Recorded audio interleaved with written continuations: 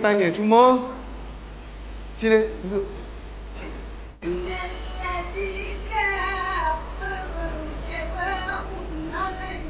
Bacaan Quran bagus. Saya pun turut menikmati bacaan Quran dia yang baik. Dia pun dah berusia lanjut. Tapi yang sedih ni adalah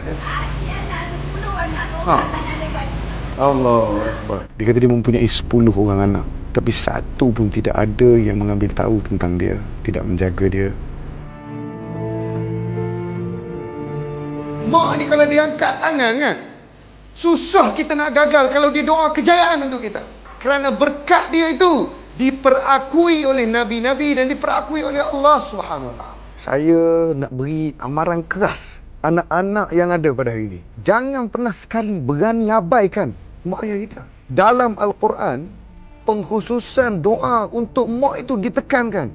Kalau anda hari ini adalah seorang anak yang abaikan mak ayah anda, sehingga ada yang menyebabkan kematian, merempat macam mana yang kita nampak pada hari ini, berjalan tak ada rumah macam tu, mustahil untuk awak ke syurga tanpa baiknya hubungan dengan mak dan ayah. Bahkan ada satu cerita walaupun daif, siapa yang tidak ada hubungan baik dan mak dia tak maafkan dia mati, ada yang menyatakan bakar lagi bagus. Jadi baik dengan mak ni bukan lagi satu benda pilihan, usaha. Walaupun mungkin mak kita tidak menyukai dan menyayangi kita sepenuhnya, tidak ada alasan untuk kita tidak sayang mereka dengan baik.